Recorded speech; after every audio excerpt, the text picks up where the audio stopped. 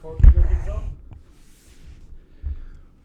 Yeah, thanks, David. Hi, Johnny. It's good to see you again. Hi, Michael. Can I ask you just about the performance against Wales last weekend, and as a starting off point, how impressed you were with that, and how much more is left in the locker? Yeah, look, we reviewed the game and we did some really good things.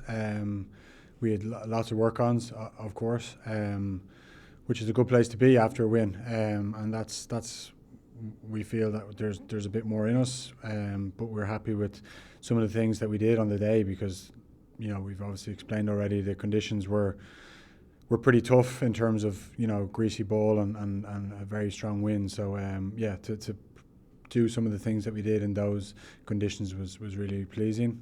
But we know we need to go up a level in our performance this week. So it's France at the weekend. Now, in the past when you were playing in France, it was kind of common for French people during the course of the week in the build-up to the match to say they want to target you, and that became a bit boring, to be fair about it, in terms of what they were saying. This week the attack dogs have been out saying that Ireland are a better team without you. I mean, is that kind of stuff, is that water off the back at this stage, or how do you deal with that kind of thing and stick it out of your mind, basically, or do you put it out of your mind? Yeah, it's I suppose I'm well used to it at this week of the season. France, whether it's home or away, there's always something, from one direction or another, whether it's in the camp or outside their camp. But I think the one you're referring to is obviously outside their camp. But look, you can't control what people say. You have to try and do your talking on the pitch, and it's nothing new for me in this fixture to have some things thrown at me that you wouldn't expect. And just a word about the Stade de France as a place, as a venue, it must be one of the great places in the world for the play rugby. Yeah, an incredible stadium with an incredible atmosphere. When we obviously don't want an incredible atmosphere because it means normally that they're going well. We want more silence this week, but they're a very, very good team, obviously, that we're coming up against. But in terms of the stadium, one of the best in the world and one of the most enjoyable ones to play in. Good man. Have a good week. Thank you. Hi Johnny, Ashton here from Off the Ball. How are you? Good, thanks. Good. How are you feeling after the game? You took some tough hits? Yeah, I'm all good, thankfully.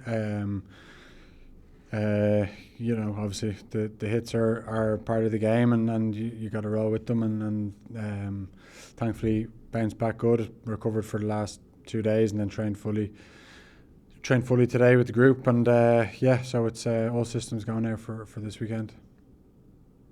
And what have you been working on in training to improve on, say, from the Wales game?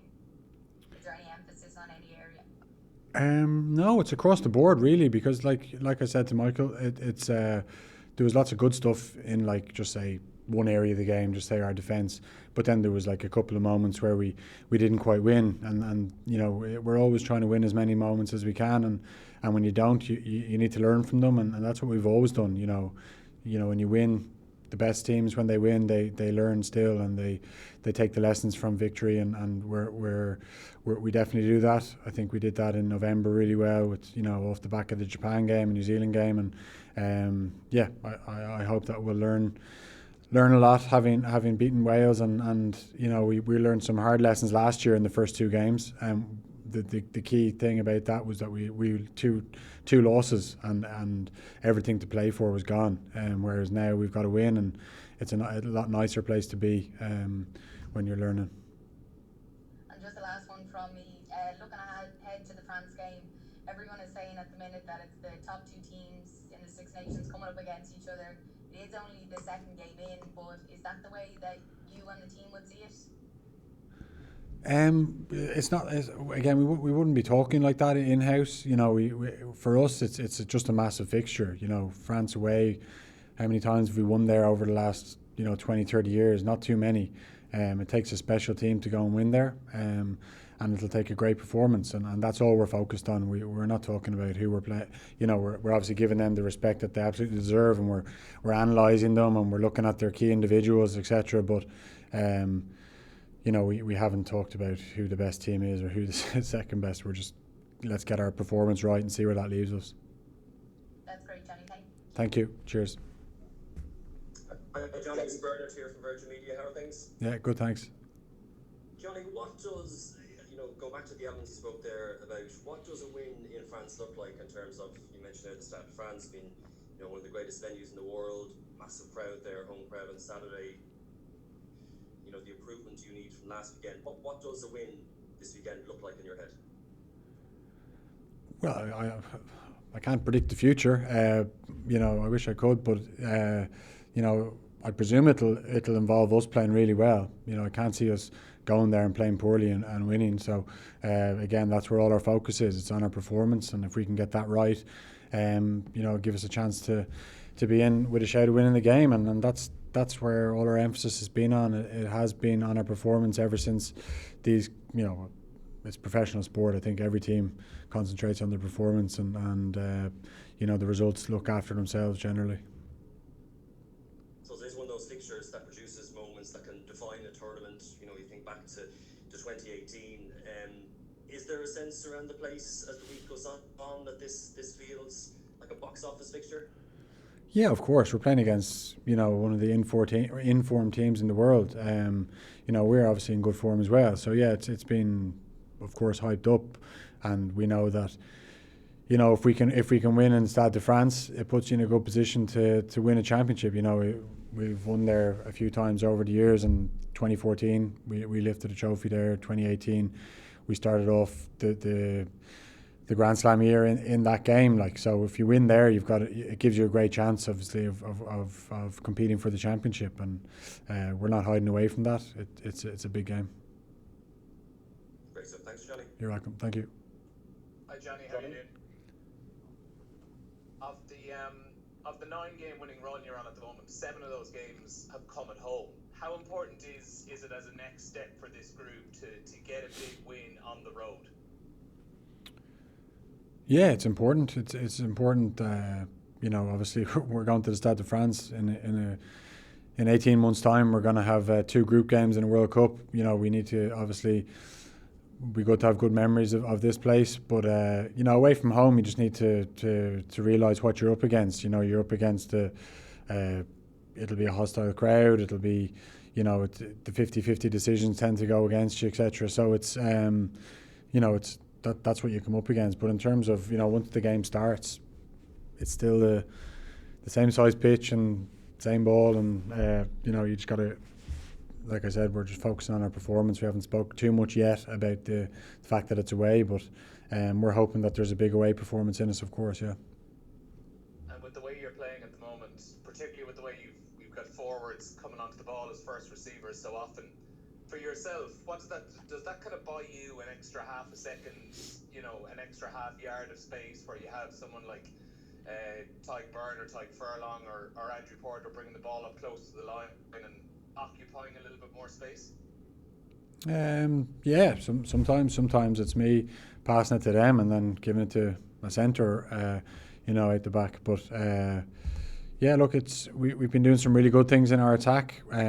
Lots of stuff that if we'd done slightly better against Wales, we might have had a couple more scores. And that's where we're just striving always to get better, like we have done for the last 2 years, and we're starting to see some results to go with the performances, and instead of being sort of patchy kind of performances where you do some really good things and then you really, more consistent, I think is where we're striving for, and where we've sort of managed to get to over the last 7, 8, 9 games, and that's what we need to keep striving for. Better performances, more consistent results, and look, we're happy with our progress, and we need to continue on an upward curve now. Thank you. Johnny? Hi, Johnny. Can you hear me? I can't see you, but I can hear you. That's just why you can't see me then. I just wondering your time in France. What do you think you came back? What do you think you learned in your club rugby in France that you brought back to your game for the national side? I actually remember talking to Matt O'Connor at the time when I was coming back to Leinster, and we spoke about time in France, and he was telling me that he thinks that it'll have made me a better player because, you know, you've had to learn how to try and win in a different way. You know, I was so used to the Leinster way, to the Joe Schmidt way with Ireland and Leinster over the years, and then to get exposed to, you know, a setup in Racing that was very different. You did learn a lot about yourself and how a team runs and how it operates, and yeah, so I think I definitely better for the experience, and I definitely learned a lot when I was over there. Thank you very much. Thank you. Gavin, I think you're trying to get in there. We'll finish up with you. Yeah, cheers, Johnny. In a world of analysis, how tough is it to prepare for what's coming from the French backline, who seem to play with kind of so much off the cuff and so much flair? Yeah, it's you know, it's the mix of knowing their, you know, their system or their favoured moves, I suppose, but also knowing the individual as well as you can, because you know, you talk about the Duponts or Entamacs, you know, or Ficus, they can produce something out of nothing, but they've got some things that we need to know about them, you know, whether it's what foot they step off, etc. So it's, yeah, you need to know the individual as much as, you know, with some teams you look at them and you see the system they're playing, very rigid in the system, but these guys can just produce something out of nothing. So knowing them as individuals will be very important. Okay, thanks folks. We're going to switch over to the embargoed